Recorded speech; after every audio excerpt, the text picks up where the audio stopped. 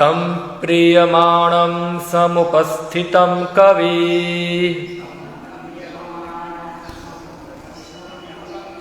प्रजा विसर्गे निज शासनाहरणम्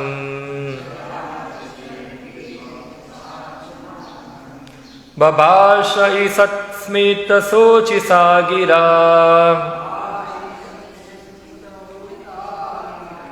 प्रियः प्रियं प्रियमनः करे स्पृशन्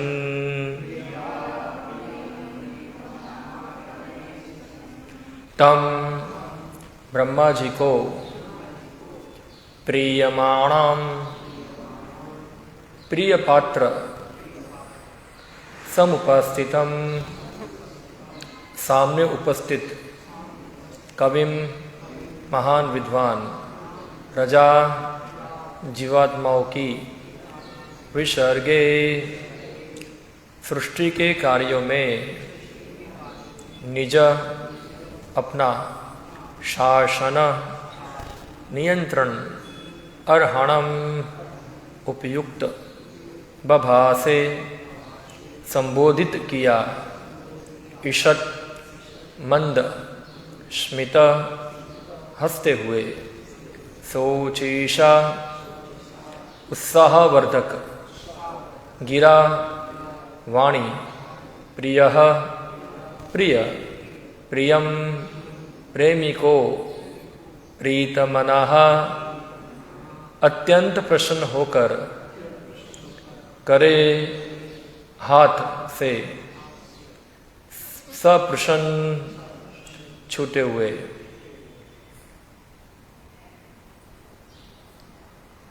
अनुवाद एवं तात्पर्य कृष्ण कृपा मूर्ति अभय चरणारविंद भक्तिवेदांत स्वामी श्री प्रभुपाद द्वारा भगवान ने ब्रह्मा को अपने समक्ष देखकर उन्हें जीवों की सृष्टि करने तथा जीवों को अपनी इच्छा अनुसार नियंत्रित करने के लिए उपयुक्त पात्र समझा। इस प्रकार प्रसन्न होकर भगवान ने ब्रह्मा से मंद मंद हंसते हुए हाथ मिलाया और उन्हें इस प्रकार से संबोधित किया। तात्पर्य जगत की सृष्टि ना तो निरुद्देश्य हुई है ना आकस्मिक। इस तरह नित्यबद्ध जीवात्माओं को भगवान द्वारा ब्रह्मा जी जैसे अपने ही प्रतिनिधि के मार्गदर्शन में मुक्ति के लिए अवसर प्रदान किया जाता है। ब्रह्मा जी को वैदिक ज्ञान का उपदेश देते हैं जिससे इस ज्ञान का प्रसार बद्ध जीवों तक हो सके। बद्ध जीव भगवान से अपने संबंध को भूलते रहते हैं, अतः भगवान के लिए आवश्यक है कि वे सृष्टि करें और वैदिक ज्ञान का प्रसार करें। बद्ध जीवों के उद्धार का महान उत्तरदायित्व ब्रह्मा जी पर है, इसलिए वे भगवान को अत्यंत प्रिय है। ब्रह्मा जी भी अपने कर्तव्य को भलीभांति निभाते हैं। वे न केवल जीवात्माओं को उत्पन्न करते हैं वरन पतित जीवों के उद्धार के लिए अपने दल को चारों ओर फैला देते हैं। यह दल ब्रह्म संप्रदाय कहलाता है और इस दल का हर सदस्य आज भी पतित जीवों का उद्धार करके भगवान के धाम भेजने में संलग्न है। भगवान अपने अंशों को वापस पाने के लिए अत्यंत उत्सुक रहते हैं। जैसा कि भगवद गीता में कहा गया है, जो पतितों को भगवान के धाम में ले जाने का कार्य करता है उन्हें उससे अधिक प्रिय अन्य कोई नहीं है। ब्रह्म संप्रदाय से कुछ ऐसे स्वधर्म त्यागी भी हैं जिनका एकमात्र कार्य ईश्वर की विस्मृति कराकर मनुष्य को इस भौतिक संसार में अधिकाधिक फंसाना है।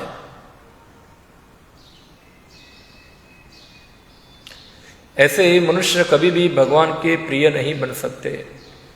भगवान इस ईर्ष्यालु असुरों को ऐसे अंधकार में भेज देते हैं जहाँ वे परमेश्वर को जान भी नहीं सकते। किंतु ब्रह्म संप्रदाय का कोई भी व्यक्ति जो भगवान के संदेश का उपदेश देता है भगवान को प्रिय है और ऐसे ही प्रामाणिक भक्ति संप्रदाय के प्रचारक से प्रसन्न होकर वे उनसे हाथ मिलाते हैं। ओम अज्ञानतिमिरन्धस्य ज्ञानञ्जनशलाकया चक्षुरुन्मीलितं येन तस्मै श्री गुरुवे नमः।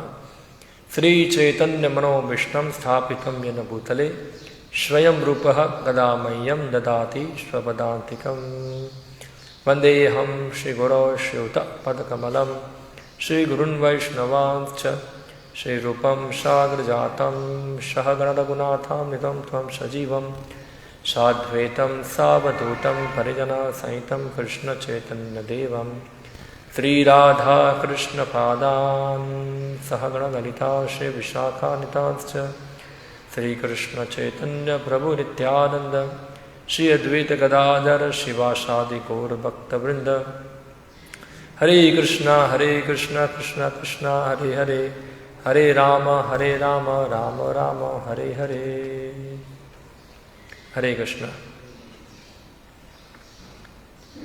तो ब्रह्मा ने वैकुंठ लोक देखा, वहाँ के लोगों को देखा, भगवान को देखा, और अब भगवान ब्रह्मा को देखे। और ब्रह्मा से प्रसन्न है,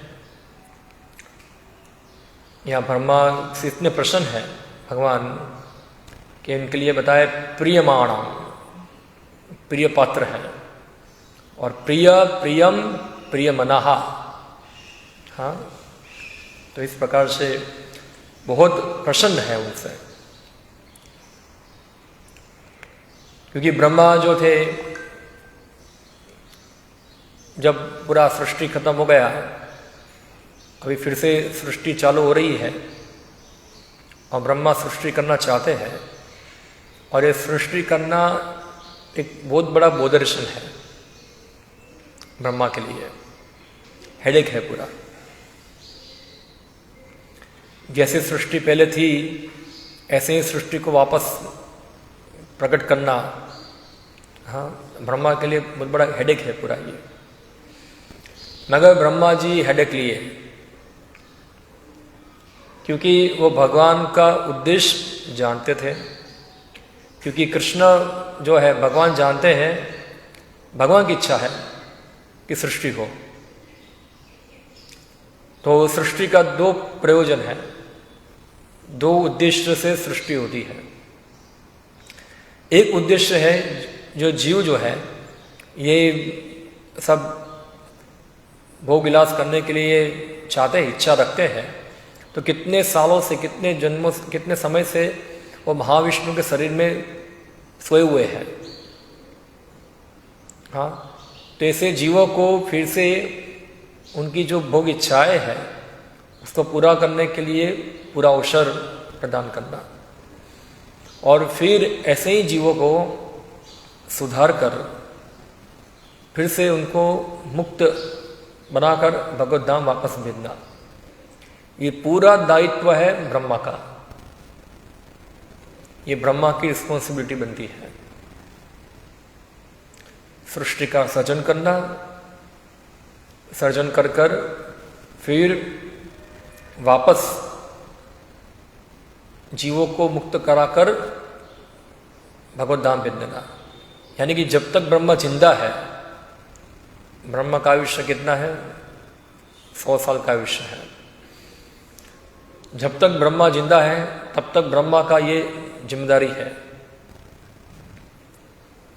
और हम देखते हैं ब्रह्मा जो है, ये सृष्टि जब हो रही थी, जब कर रहे थे, तो उनको वो डिस्टर्बेंस था, कैसे वो सृष्टि करे, कैसे सृष्टि सृजन करे वो। और हम देखते हैं ब्रह्मा जो थे, अलग अलग प्रकार से उन्होंने अलग अलग मानस पुत्रों को पैदा किया। हाँ, मारीच, अलग अलग ऋषियों को पैदा किया, भृगु इत्यादि ऋषियों को पैदा किया। अभी जो पहली जो टीम थी ब्रह्मा की, जो पैदा ब्रह्मा ने सृजन की पहली टीम, वो ब्रह्मा के पुत्र बने, मानस पुत्र, डायरेक्ट ब्रह्मा से पैदा हुए। जैसे कर्दम मुनि से सब डायरेक्टली पैदा हुए। ये सब प्रजापति थे। तो सबसे पहले ब्रह्मा को प्रजापति की आवश्यकता थी, क्योंकि जीव को ब्रह्मांड में लाना है, पैदा कराना है, तो कौन चाहिए उसको पैदा करने के लिए? मनुष्य, कोई व्यक्ति चाहिए जो उसको पैदा करे। तो इसीलिए सबसे पहले प्रजापतियों की आवश्यकता थी।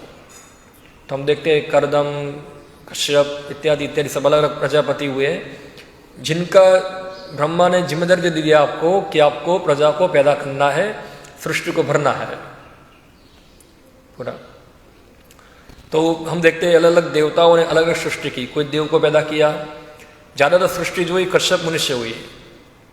हाँ, कश्यप मुनि से सृष्टि ज़्यादा बड़ी, ज़्यादा प्रजापति, बड़े प्रजापति है वो, जीवों को जन्म दिया। फिर ब्रह्मा ने 4 कुमार को उत्पन्न किया। अभी 4 कुमार को यही बताया तुम क्या करो, प्रजा की उत्पत्ति करो, क्योंकि ब्रह्मा का जो मुख्य काम क्या था, अभी जो जीव है उनको शरीर देना है सबको। मगर 4 कुमार तो क्या कर दिए, ब्रह्मा को मना कर दिया कि हम लोग तो प्रजा उत्पन्न नहीं करेंगे, हम लोग तो मुक्त जीव है, हम लोग ऐसे ही ब्रह्म में रहना चाहते हैं।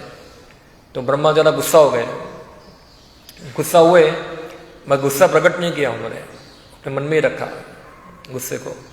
तो जो क्रोध था ब्रह्मा का, वो क्रोध एक पुत्र रूप में प्रकट हो गया, जिसका नाम पड़ा रुद्र। और रुद्र ने फिर सृष्टि सृजन करना चालू कर दिया, यानी कि प्रजा उत्पन्न करना चालू कर दिया। मगर वो प्रजा थी वो तामसिक प्रजा थी।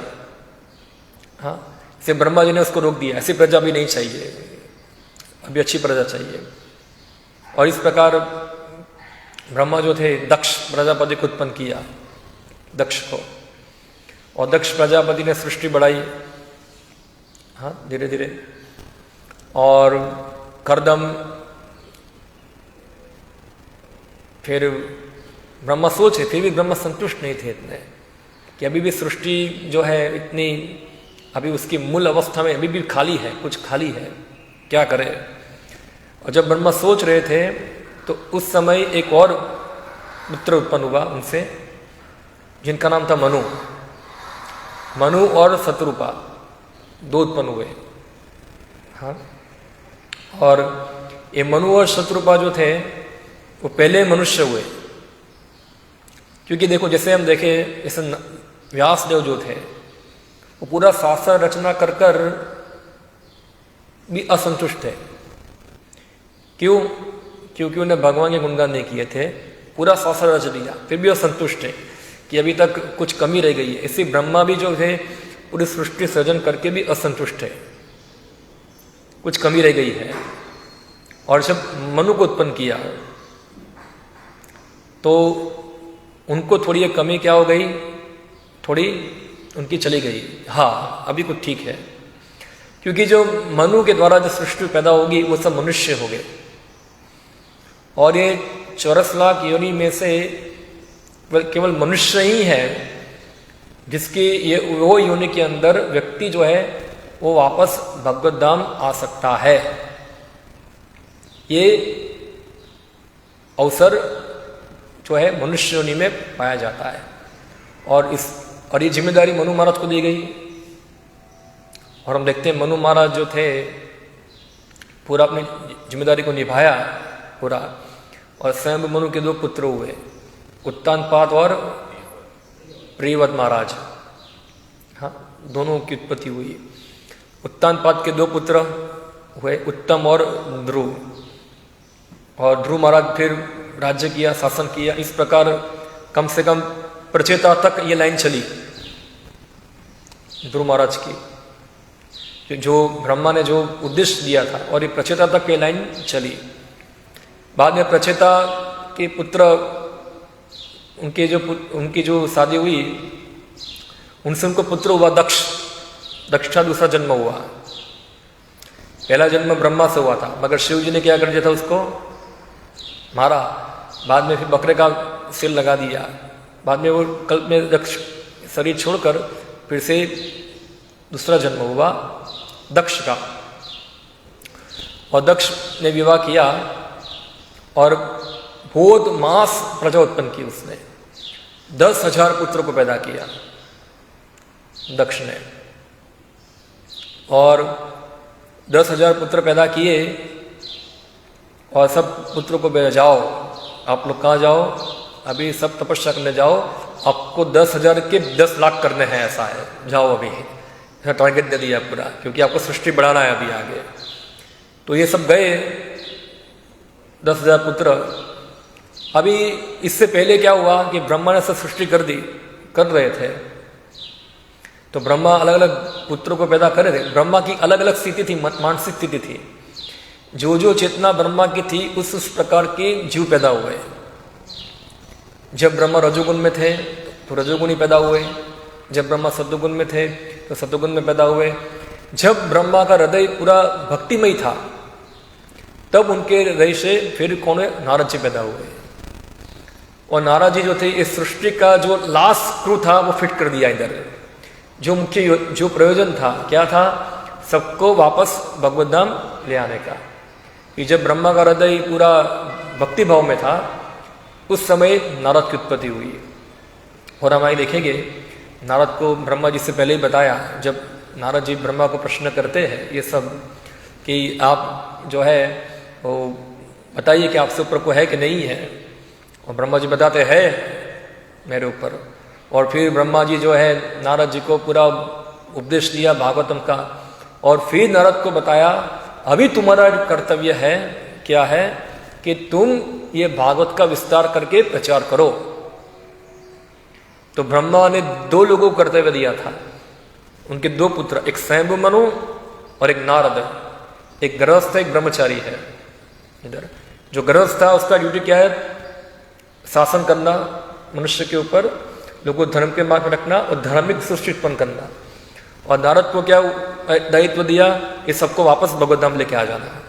तो ये ब्रह्मा का रिस्पॉन्सिबिलिटी था पूरा ये इधर। और हम देखते हैं जब नारद इस प्रकार उत्पन्न किए गए तो नारद का एक ही मात्र ड्यूटी था कि पूरे संसार के अंदर भक्ति प्रचार कर कर लोगों को भगवत धाम वापस लेके आ जाना। और हम देखें जब वही नारद ने जब प्रचार किया ये सब दक्ष के पुत्रों को, 10,000 पुत्रों को, और जो ब्रह्मा जी का जो उद्देश्य था, जो उनका बोधदर्शन था कि जीवों को सृष्टि में लाकर शरीर प्रदान करना और उसको वापस भगवत धाम भेज देना, तो नारद ने ऐसा ही किया जो उनको ब्रह्मा ने ड्यूटी दिया। दक्ष को क्या लग रहा है, मैं ब्रह्मा का ड्यूटी फॉलो कर रहा हूँ, मैं ब्रह्मा का फॉलोवर हूँ क्योंकि ब्रह्मा ने मुझे आदेश दिया है और मैं देखो कर रहा हूँ। नारद क्या डिस्टर्बेंस कर रहा है बीच के अंदर। और फिर नारद ने सबको भेज दिया, दक्ष चुप रहा। फिर 1,000 और पुत्र उत्पन्न किए और फिर और सृष्टि हुई, नारद ने उसको ही भेज दिया। अभी दक्ष प्रजापति गुस्से हो गए कि ये तो बार बार सृष्टि कार्य में क्या कर रहा है, ये बाधा डाल रहा है पूरा। मैं इतने पुत्रों को पैदा कर रहा हूँ, हर बार सबको भेज रहा है ऊपर। फिर दक्ष थोड़ा अपना प्लान चेंज कर दिया, बोला अभी पुत्र पैदा नहीं करेंगे, अभी पुत्री ही पैदा करेंगे तो ये किसी को प्रचार कर पाएगा नहीं। तो दक्ष ने फिर पुत्रियां ही पैदा की। तो क्या हुआ, ये लाइन रख गई। जो ध्रुव महाराज की लाइन जो आगे चढ़ रही थी, पूरी स्वयंभू मनु की लाइन जा रही थी, वो खत्म हो गई। क्योंकि जो जीव को शरीर प्रदान करना था वो जीव आ रहे थे, और ध्रुव महाराज की परंपरा जो थी, जो उनका कुल था, वो उतना पावरफुल था। हम देखते हैं कि उसमें से सब महाभागवत ही आ रहे थे उसके अंदर, और ये महाभागवत भी थे और शासन करने के लिए योग्य थे पूरी सृष्टि के ऊपर। और हम इसीलिए हम देखते हैं जब ध्रुव महाराज की परंपरा के अंदर जब ये वेन महाराज आए, हाँ, तो पूरा क्या हुआ, डिस्टर्बेंस हो गया। और जब ब्राह्मणों ने वेन को मार दिया, उसको खत्म कर दिया, तो फिर से क्या हो गया, कोई शासन करने वाला रहा नहीं, कोई राजा रहा नहीं वहाँ। मगर ब्राह्मणों को पता था कि ध्रुव महाराज की परंपरा है ये, और ये ध्रुव महाराज का खून जो आ रहा है इसके अंदर, इसमें बहुत पावरफुल खून है ये।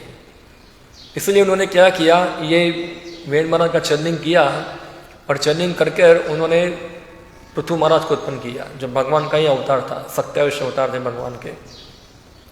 और फिर पृथु महाराज ने क्या किया, उसके ऊपर शासन किया, और पूरा और ज़्यादा जो ब्रह्मा का जो उद्देश्य था उसको पूरा कंप्लीट किया, जो सृष्टि पे शासन करने का था, जो उद्देश्य पूर्ण किया पूरा। और फिर ब्रह्मा वो पृथु महाराज की परंपरा में आगे दक्ष प्रजापति तक आके अटक गई, अभी कोई है नहीं राजा। और फिर से क्या होगा, स्वयंभू महाराज जो थे, जो ब्रह्मन को सेवा दिया था सृष्टि चलाने का, अगर वो अटक गई, अभी क्या करें। तो फिर स्वयंभू मनु का दूसरा एक पुत्र था, प्रियव्रत महाराज थे।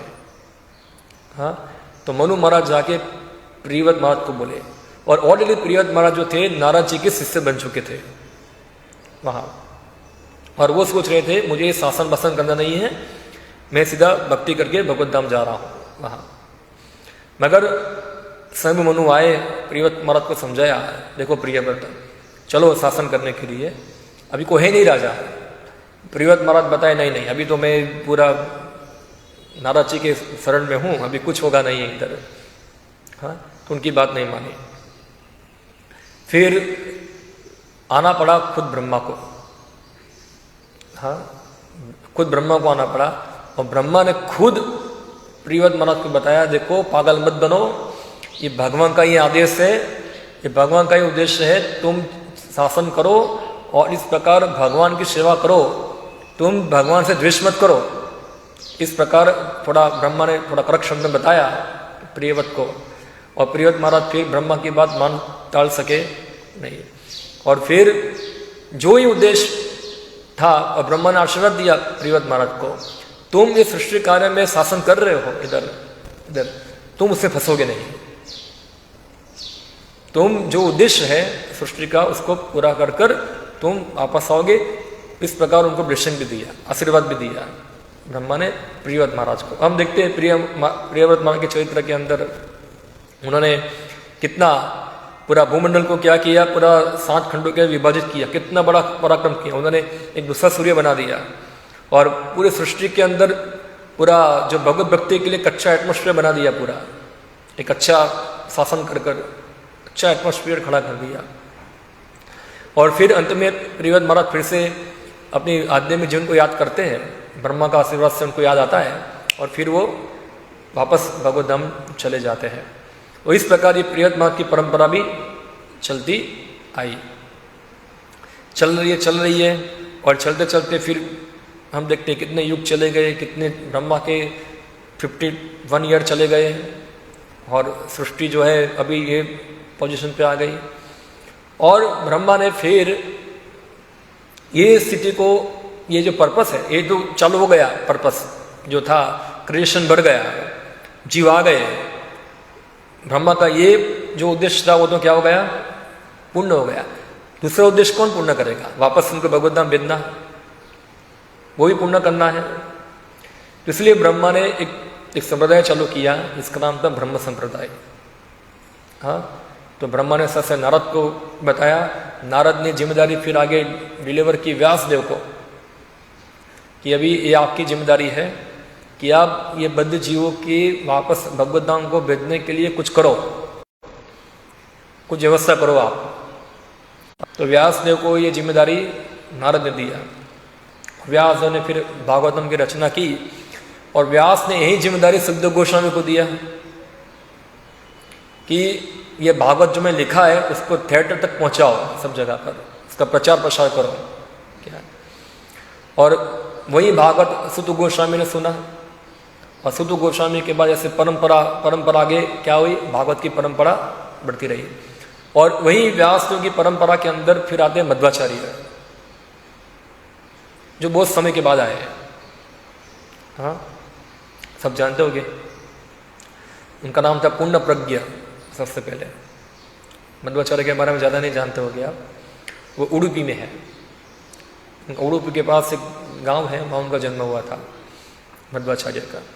तो व्यासदेव के बहुत समय के बाद मध्वाचार्य जो थे वो प्रकट हुए, और मध्वाचार्य व्यासदेव से मिले बद्रिकाश्रम के अंदर।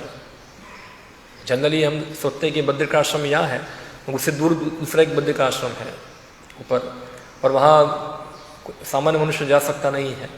तो मध्वाचार्य जो थे वास्तव में वो भीम, हनुमान और वायु का अवतार थे, तो उनके लिए तो क्या संभव है जाना उधर। तो मध्वाचार्य वहाँ गए उधर, और व्यासदेव ने उनको आदेश दिया, उनको 2 दिन काम सौंपे। पहला उनको सेवा दिया कि तुम सबसे पहले भगवद गीता पे टीका करो, भगवद गीता पे कमेंट्री करो। और मध्वाचार्य ने क्या किया, भगवद गीता पे टीका किया और टिप्पणी कर कर वो दिखाने के लिए वो कहाँ आए, वापस व्यासदेव के पास आए और व्यासदेव को अपनी जो भगवद गीता कमेंट्री थी वो व्यासदेव को दिखाए और व्यासदेव उसको देखे, उनको बहुत अच्छी लगी कमेंट्री है। और व्यासदेव ने फिर मध्वाचार्य को बताया, अभी मैं तुमको और सलाह देता हूँ, देखो मैंने महाभारत तो लिखा है मगर ये महाभारत जो है अभी क्या हो गया है पूरा, उससे बहुत सारी अशुद्धि आ गई है, तुम उसको प्रॉपरली कंपाइल करो। तो उन्होंने जो व्यास ने जो प्रतिज्ञा दी थी, लिखी थी, वो मध्वाचार्य को दिया पूरा और मध्वाचार्य ने फिर उस पर पुण्य प्रज्ञ भाष्य लिखा, हाँ इसके ऊपर। और फिर महाभारत को उन्होंने सीधा किया। फिर मध्वाचार्य ने श्रीमद् भागवतम पे कमेंट्री किया, हाँ जो पूरा एक, अब देखते हैं प्रभुपाद जी बार बार कोट करते हैं उनको, मध्वाचार्य को। और फिर ये मध्वाचार्य के जाने के बाद फिर उनकी परंपरा आगे बढ़ी आगे बढ़ी आगे बढ़ी, एक ज्ञान आ रहा था इसके अंदर। और फिर उनकी परंपरा के अंदर आए फिर माधवेंद्रपुरी, हाँ हम देखते हैं चैतन्य चरितामृत में उनका इतिहास आता है माधवेंद्रपुरी का। वो घूम रहे सब जगह में, घूमते घूमते घूमते घूमते पहुँचे थे उधर गोवर्धन पे और गोवर्धन में वहाँ रहे, उधर उनको गोपाल सपने में आए कि मैं डिबा हूँ इधर, मुझे निकालो वहाँ से। और मध्वेंद्रपुरी ने क्या किया, फिर खुदाई कराया और वहाँ से गोपाल के विग्रह को निकाला और वो गोपाल की स्थापना की कहाँ, गोवर्धन के ऊपर, हाँ। और फिर गोपाल बोले मुझे गर्मी लग रहा है, मेरे लिए चंदन लेके आओ। कहाँ मिलेगा चंदन, बोला पूरी जाओ, पूरी से चंदन लेके आओ। तो वृंदावन से चलकर जाना है पूरी, चंदन लेके आना है वहाँ से। उस समय ट्रेन या तो कोई फ्लाइट मेट्रो नहीं थी, तो चल के ही जाना पड़ता है। तो चल के गए, रास्ते में रेमुना रुके थे उधर, जहाँ खीर चोर गोपीनाथ की लीला हुई उधर। फिर माधवेंद्रपुरी जो थे घूमते घूमते घूमते घूमते एक बार नवद्वीप के अंदर भी आए थे उधर। और वही माधवेंद्रपुरी जो थे उन्होंने दीक्षा दिया अद्वैत आचार्य को, उस समय उनके घर पे रुके थे, हाँ। और वही माधवेंद्रपुरी दीक्षा दिया नित्यानंद प्रभु को। और ऐसा बताते हैं नित्यानंद प्रभु के बाद दो चीज बताई, या तो उन्होंने ईश्वरपुरी से दीक्षा लिया या तो माधवेंद्रपुरी से लिया, ऐसा। और फिर ईश्वरपुरी को, ऐसे उनके बहुत सारे शिष्य थे मगर ये तीन उनके प्रमुख फेमस डिसाइपल है, शिष्य है ये, हाँ। अद्वैत आचार्य, नित्यानंद प्रभु और ईश्वरपुरी, ये तीनों को दीक्षित किया। और फिर माधवेंद्रपुरी जो थे अंतिम अवस्था में थे अपनी, और अंतिम अवस्था में थे तो अभी यहाँ से क्या हुआ, जो कृष्ण भक्ति का जो प्रेम था उसका बीज जो था वो माधवेंद्रपुरी से स्टार्ट हुआ।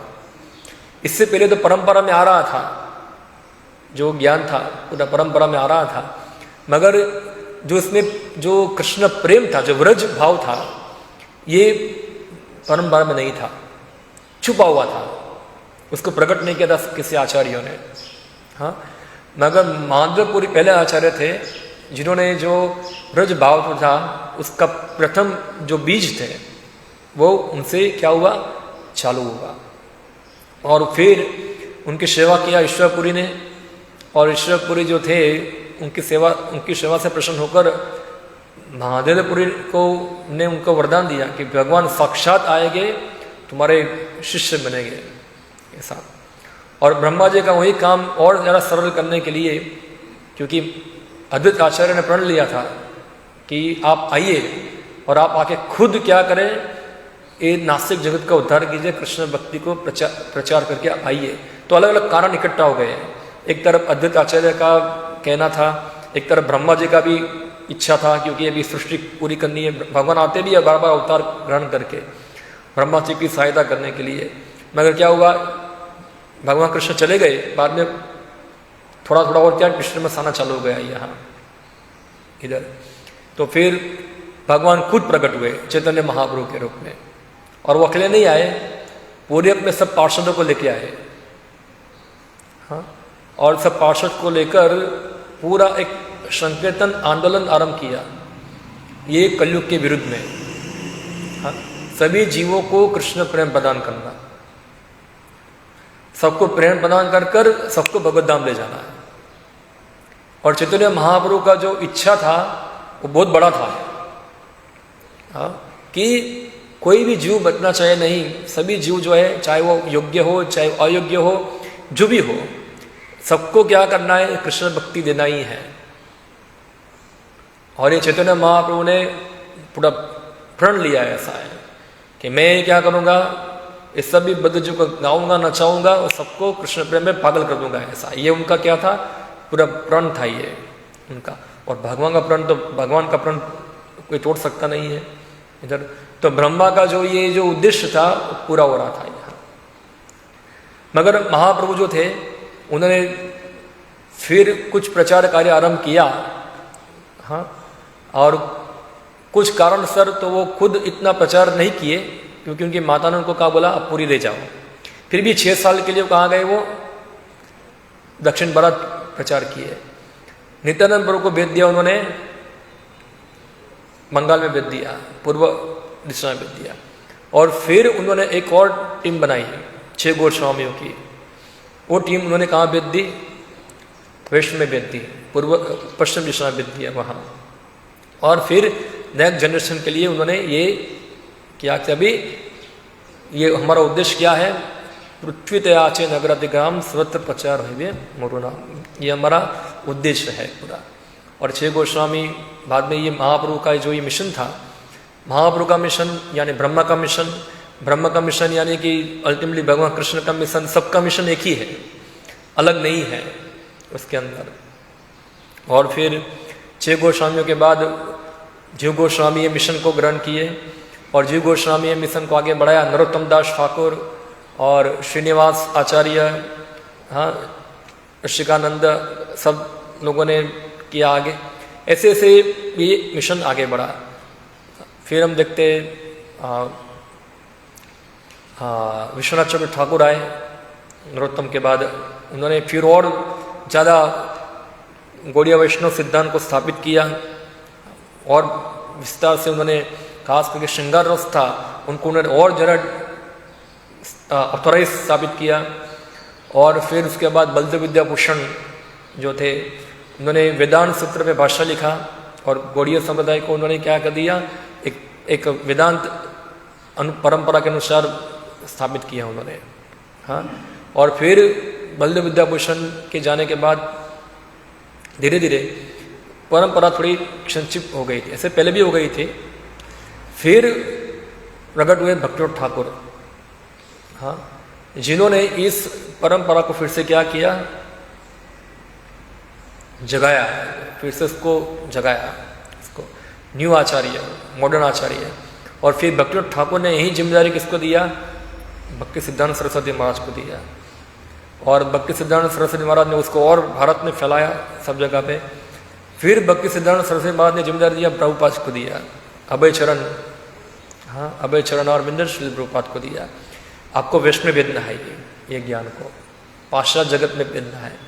और प्रभुपाद ने फिर यही ज्ञान जो है पाश्चात्य जगत के अंदर भेजा। और इस प्रकार से ये परंपरा आज भी क्या है, प्रभुपाद जी बताए, चल रही है, जो ब्रह्मा का उद्देश्य है। हाँ, क्योंकि ब्रह्मा का उद्देश्य क्या है, जो भगवान का उद्देश्य है, सब जीवों को क्या करना, वापस भगवत धाम भेजना, इस प्रकार से। और फिर प्रभुपाद जी तात्पर्य में लिखते हैं, ब्रह्मा जी ने पार्टी बनाई, और ये पार्टी अभी भी चारों दिशा में घूम रही है सब जगह पे। और उसका उद्देश्य क्या है, सबको वापस जगत से मुक्ति प्राप्त कराकर भगवत धाम लेके आना। और फिर बताते हैं क्यों, क्योंकि जो व्यक्ति ऐसा कार्य करता है वो भगवान का क्या है, एकदम प्रिय है। और फिर बता, जैसे भगवान जो है ब्रह्मा जी को हाथ मिला है, हम देखते हैं अंदर भगवान क्या किए, ब्रह्मा का हाथ मिलाए, उनके हैंडशेक किया उनके साथ। हाँ, क्योंकि ब्रह्मा ने ये जिम्मेदारी ले लिया पूरा। तो भगवान प्रसन्न हो गए, भगवान बहुत खुश हो गए। इससे ब्रह्मा को क्या किया, उन्होंने हाथ मिलाया उनसे, उनके हाथ पकड़े वहाँ। तो श्री प्रभुपाद देखते हैं यहाँ कि जो व्यक्ति भगवान को तुरंत प्रसन्न करना चाहता है, इमीडिएटली, शॉर्टकट, सबको शॉर्टकट चाहिए ना, शॉर्टकट क्या है, तुरंत इमीडिएटली प्रसन्न करना चाहता है, तो उसको क्या करना चाहिए, एक प्रचार कार्य में जुड़ना चाहिए उसको। ये शॉर्टकट है पूरा ये। हाँ, वो तुरंत भगवान द्वारा क्या होगा, ग्राह्य होगा। और देखो ये प्रचार कार्य है ना, इतना आसान नहीं है। हाँ, हम लोग को लगता है कि बहुत आसान है, व्यास आसन में बैठकर दो बब बोल देना है, ऐसा है पूरा। प्रचार का मतलब क्या है, पहले समझो क्या है। हाँ, प्रचार का मतलब नहीं खाली पप बोल दिया, किसी को कुछ भी कर दिया, किसी को पकड़ कर दीक्षा दिला दिया, ये सब। प्रचार का मतलब है जीवो जो है, जो जीवो की पूरी विकृत चेतना जो है उसकी, जो कितने जन्मों से कृष्ण को बोली हुई है, हाँ, ये चेतना को वापस भगवान की ओर मोड़ना, यानी सब प्रकार की भौतिक इच्छा से उसकी आसक्ति छुड़ाकर उसको भगवान कृष्ण की ओर आसक्त कराना। हाँ, ये प्रचार है। और इसलिए हम देखते श्री प्रभुपाद जी बताते हैं कि हमारे प्रचार कार्य से कोई व्यक्ति, एक व्यक्ति भगवत धाम जाएगा, मुक्त होता है, तो हम समझेंगे हमारा मिशन क्या हुआ, सफल हुआ। ऐसे ही ब्रह्मा से लेकर सिर्फ देवता का मैनेजमेंट जो है, पूरा व्यवस्था है, ये पूरा मैनेजमेंट जो पूरा आ रहा है ब्रह्मांड का, एक ही उद्देश्य है उसका, जीवों को उसकी भोग इच्छाओं को पूरी कराओ और साथ साथ क्या करो, उसको भगवत धाम भेजने का अवसर दो, उसको भगवत धाम भेजो वहाँ। और ये जो पूरी व्यवस्था के अंदर को जुड़ता है वो भगवान का प्रिय बनता है, वो भगवान का प्रिय बनता है। इसलिए हम देखते हैं जो हमारा संप्रदाय जो है, हाँ, ब्रह्म गौड़ीय वैष्णव संप्रदाय जो है पूरा, वो गोष्ठी आनंदी है। यानी कि वो खाली अपना भजन कर कर संतुष्ट होते नहीं है। उन गोष्ठी का मतलब क्या होता है कि साथ में रहना, बहुत सारे लोग होना। और एक होता है भजना आनंदी होता है, जो अपना भक्ति करके क्या रहता है, वो भी एक प्रकार के भक्त है। हाँ, मगर अगर कोई व्यक्ति इतना उन्नत नहीं है, फिर भी वो भगवान का आशीर्वाद प्राप्त करना चाहता है, तो उसको ये जो बड़े बड़े आचार्य आ रहे हैं, हम देखते हैं ब्रह्मा का सहायता किया नारद ने, ब्रह्मा उससे प्रसन्न हो गए। जैसे भगवान का सहायता किया ब्रह्मा ने, एक्चुअली भगवान को किसी की सहायता की आवश्यकता नहीं है, मगर ब्रह्मा सेवा करना चाहते थे, इसलिए भगवान ने ब्रह्मा को सेवा दिया ये। और ब्रह्मा खूब जिम्मेदारी से सेवा लिया तो भगवान उससे खुश हो गए, उनसे हाथ मिलाए। फिर ऐसे ही नारद जी पूरा निपुणता से ब्रह्मा का कार्य पूर्ण किया, व्यास ने पूर्ण किया, सभी आचार्य देखते यही सभी प्रसन्नता के लिए कार्य करते हैं। तो कोई व्यक्ति इसी प्रकार से भगवान से तुरंत उनके द्वारा कार्य होना चाहता है, तो उसको ये प्रचार कार्य में जुड़ना चाहिए। हाँ, और खास करके आधुनिक समय के अंदर तो श्री प्रभुपाद ने इस्कॉन बनाया पूरा ये। और ये इस्कॉन तो डायरेक्ट कृष्ण भगवान द्वारा भी, ब्रह्मा जी द्वारा भी, सब आचार्य द्वारा भी, चैतन्य महाप्रभु द्वारा भी क्या आशीर्वाद प्राप्त है पूरा उसे। तो ये इसको चलाना 10,000 साल तक चलाना प्रभुपाद जी की इच्छा थी कि कम से कम ये जो आंदोलन है 10,000 साल तक चले यथारूप। और 10,000 साल तक क्या है, लोगों को भगवत धाम जाने का अवसर मिलता रहे। तो कितना बड़ा जिम्मेदारी है ये ब्रह्म गौड़ीय वैष्णव संप्रदाय के ऊपर पूरी। हाँ, और इस प्रकार से जो ये जिम्मेदारी को ग्रहण करते हैं वो भगवान द्वारा क्या होते हैं, रिकग्नाइज होते हैं पूरा। तो शॉर्टकट ये है, देखो कृष्ण भगवान है और हम हैं, हम में और उनके बीच में क्या है, बहुत अंतर है, बहुत डिस्टेंस है दोनों के बीच में, हम बहुत दूर हैं उनसे। कृष्ण भगवान और हमारे बीच में कौन है, चैतन्य महाप्रभु है, वो डिस्टेंस को कम कर देते हैं। हाँ, और इवन चैतन्य महाप्रभु और हमारे बीच में डिस्टेंस बहुत ज़्यादा है, वो डिस्टेंस को भी कम करते श्री प्रभुपाद जी, और डिस्टेंस को कम कर दिया उसने। तो यानी कि हमारे लिए तो डायरेक्टली भगवान की सेवा मिल रही है हमको सीधी। अगर हम वर्तमान समय में हम सेवा कर रहे हैं, श्री प्रभुपाद के मिशन में सेवा कर रहे हैं ऐसा, तो हम डायरेक्ट भगवान की सेवा कर रहे हैं।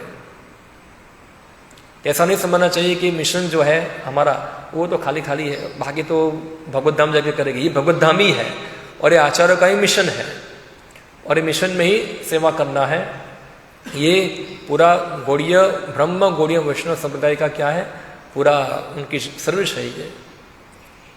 और जो इस आचार्यों की सेवा करते हैं और ये आचार्य प्रसन्न होते हैं उनसे, तो फिर उनके लिए तो भले ही वो कितने गिरे हुए क्यों ना हो, उनके लिए भगवान कृष्ण उनको स्वीकार करेंगे।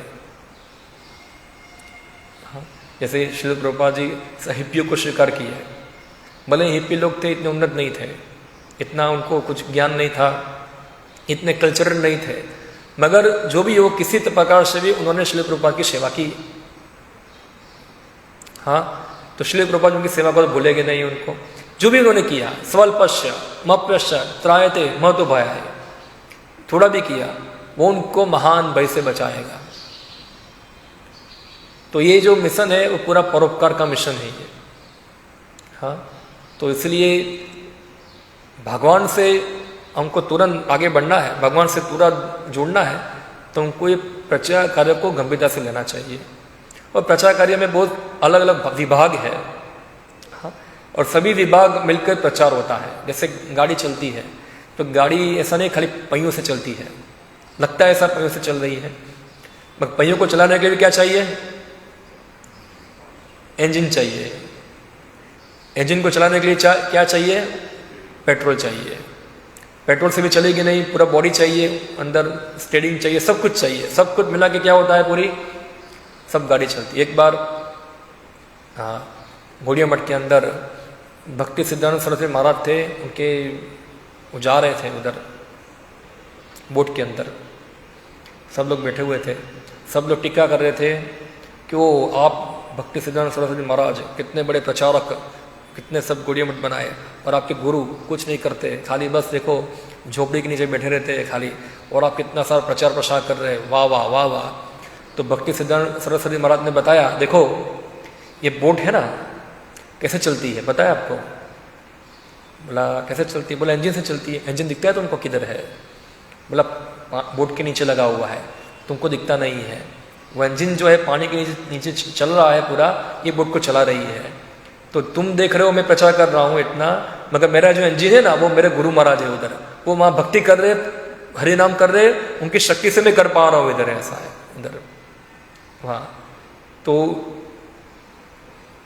मिशन एटीट्यूड पूरा क्या होना चाहिए हमारा, एक होता है मनोवृत्ति, ये सब जो व्यक्ति प्रॉपर तरीके से करता है वो व्यक्ति जो होता है ये परंपरा में अपना योगदान दे पाएगा। और जो भी कुछ योगदान देगा वो आचार्यों के द्वारा ग्राह्य होगा, आचार्य का स्वीकार्य होगा, जो भी थोड़ा बहुत हम योगदान कर पाए। राम भगवान पूरा सेतु बना रहे थे, राम सेतु, सब वानरों ने योगदान दिया। सब वानर तो इतने मनुष्य भी नहीं थे, मगर सब लोग अभी ताकत लगा लगे पत्थर डाले अंदर, और कुछ ने अपना रेती भी डाला उसके अंदर। तो राम भगवान ने सबका योगदान स्वीकार किया, सबसे प्रसन्न हुए। तो इसी प्रकार ब्रह्म गौड़ीय वैष्णव संप्रदाय जो है उसके अंदर हम जो भी योगदान देते हैं, हम बार बार बोलते हैं ना, कर्मणा मनसा वाचा, हाँ, जो कर्म से, वचन से, वाणी से, 3 प्रकार से भगवान में श्रम लगता है वो मुक्त है। तो इसी प्रकार से जो कर्मणा मनसा वाचा ये मिशन की सेवा करता है, भले ही वो कितना पतित क्यों ना हो, कितना पापी भी क्यों ना हो, उसके अंदर कितने दुर्गुण भी क्यों ना हो, अगर किसी आचार्यों की उसके ऊपर दया हो जाएगी तो उसके लिए क्या होगा, भगवत धाम जाने का मार्ग पूरा खुल जाएगा। इसलिए क्या बताए, महत् सेवा द्वारुम आहुर मुक्तेश, महात्माओं की सेवा करके मुक्ति के द्वार खुल जाते हैं। तमो द्वारम युषिताम श्रृंगी संगम, और हम यही भागवत परंपरा है पूरी। हाँ, तो ये परंपरा भी चालू है, और उसको चलाना, उसको उसकी ब्रह्मा ने जिस प्रकार भगवान का हेड ग्रहण किया, वैसे ऐसे ये हेडेक जो होता है वो मिलता रहता है इधर। और इस प्रकार से अगर हम उसमें सेवा करते हैं और हमारा आचार्य से प्रसन्न होते हैं, थोड़े ही प्रसन्न होते हैं हमसे, हाँ, तो फिर हमारा जीवन सफल है। वरना जीवन तो खाया पिया मरने वाले सब लोग हैं इधर, सब लोग खाते, सब लोग पीते, सब लोग मरते हैं। तो कुछ ना कुछ जो हमारे पास है, जो भगवान हमको दिया है, वो हमको ये जो मिशन है उसके अंदर हमको कंट्रीब्यूट करना चाहिए। हाँ, प्राणे अर्थे दिया वाचा,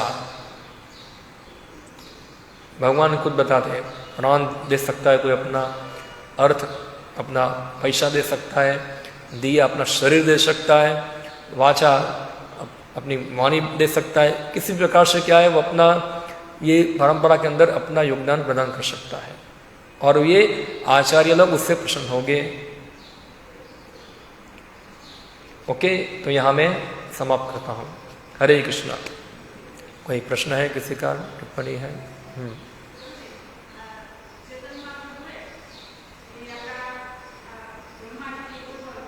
ब्रह्मा जी, हाँ हाँ,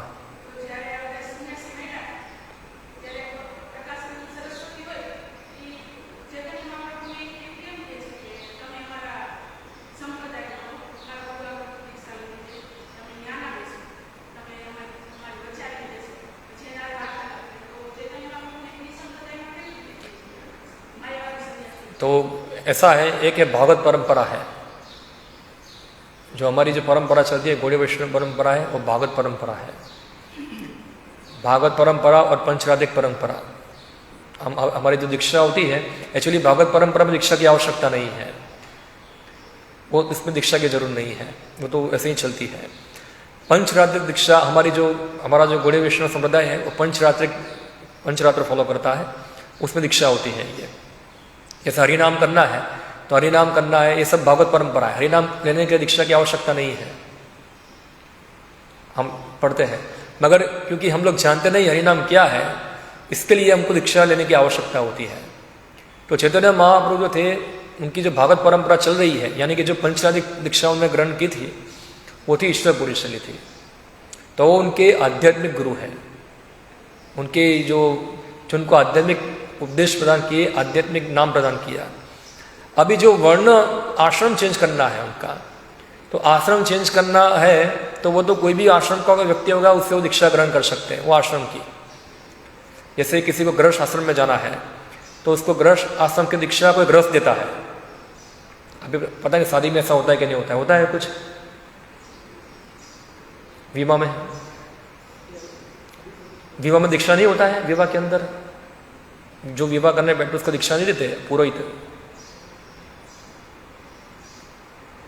उसको बांधेगे, इधर दीक्षित करेंगे, कुछ पता है हाथ में कुछ बांधते हैं ना, बांधते हैं हाथ में। सबका गंधर्व विवाह होता है ना, इसलिए पता नहीं है।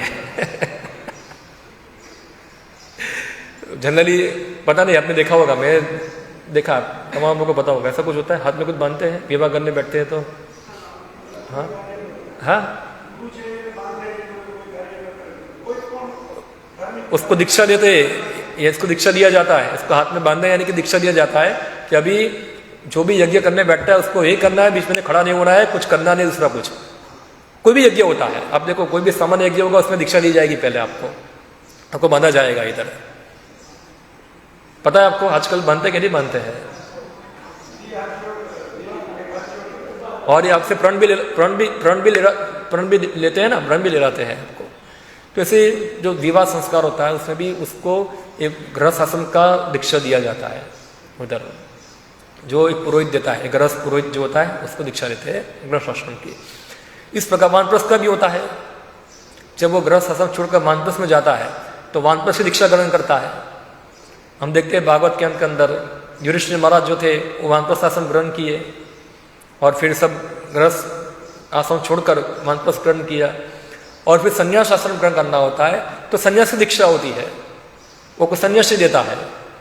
तो चैतन्य महाप्रभु संन्यास आश्रम ग्रहण किए तो उनको किसी भी संन्यास से दीक्षा ग्रहण करनी थी, तो उन प्रकाशानंद सरस्वती वहाँ आए थे, सॉरी ये केशव भारती वहाँ आए थे, तो उन्होंने उससे दीक्षा ग्रहण कर लिया इधर। तो ये आश्रम चेंज करना है अपना। मगर उनके जो आध्यात्मिक गुरु थे वो तो ईश्वरपुरी थे, जो उनसे पूरा ग्रहण कर रहे थे। ऐसे बहुत सारे गुरु बनते हैं, पुरोहित होते हैं सब लोग अलग अलग। आजकल तो बहुत कर्मकांड कम चलता है इनका, पहले तो बहुत चलता था ऐसे। हर क्षण में कुछ ना कुछ कोई दीक्षित करता है, कोई पूजा के लिए यज्ञ के लिए होती है सब, मगर ये आध्यात्मिक दीक्षा है पूरी है।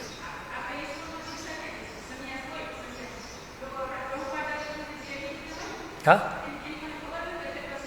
प्रभुपाद, हाँ नहीं, जो सन्यासी होता है उनसे सन्यास ग्रहण करना पड़ता है। जैसे जब हमारे गुरु माँ सन्यास ग्रहण किया तो प्रभुपाद तो यहाँ नहीं थे, तो फिर कौन सन्यास देगा उनको? जो सन्यासी है वो देंगे। तो उस समय वरिष्ठ सन्यासी थे, जैसे जय पताका महाराज है तो उन्होंने सन्यास दिया था उनको, ऐसा है। तो ऐसे उनके वरिष्ठ गुरु भाई होते हैं वो सन्यास देते हैं। हाँ सन्यास गुरु, सन्यास आश्रम चेंज करा है ना, मैं बता रहा हूँ क्या। एक ये आश्रम चेंज करना वो कोई आध्यात्मिक नहीं है। आध्यात्मिक दीक्षा क्या होती है? पंचरत्न दीक्षा जो है वो आध्यात्मिक है। आश्रम चेंज करना वो तो कोई भी किधर से भी कर सकता है, अपना आश्रम चेंज करना है वो एक पद्धति है कि अभी चलो ये आश्रम से आश्रम में जाएगा ऐसा, तो उसकी पूरे एक रिचुअल है, वो रिचुअल को फॉलो करना है उसको। आजकल नहीं, ऐसे मन में आया तो फिर वो बन गया, मन में आया तो फिर से आ गया। क्रमशः ऊपर जाता है आश्रम। ब्रह्मचारी में से गृहस्थ बनेगा, गृहस्थ में से वानप्रस्थ बनेगा, वानप्रस्थ सन्यासी बनेगा, तो क्रमशः आश्रम ऊपर जाता है। खासकर ब्राह्मणों के लिए, जो ब्राह्मण हैं उनको चारों चार आश्रम पालन करने होते हैं। हाँ ब्रह्मचाश्रम में भी जाएगा, गृहस्थ भी बनेगा, वानप्रस्थ बनेगा और सन्यासी भी लेना होता है उनको। और जो ब्राह्मण नहीं है, अन्य वर्ण के हैं, जैसे क्षत्रिय है और वैश्य है, उनको लिए संन्यासाश्रम नहीं है, उनके लिए कम से कम वानप्रस्थ की पहुंच सकते हैं। और जो शूद्र है उनके लिए गृहस्थाश्रम ही है, उनके लिए तो वानप्रस्थ भी नहीं है, संन्यास भी नहीं है, क्योंकि वो उसके लिए लायक नहीं है वो। तो ये सब सामाजिक पद्धति है, ये जो धर्मशास्त्र के अनुसार है ये। ठीक है, हरे कृष्णा। श्रील प्रभुपाद की जय, श्रीमद् भागवतम की जय।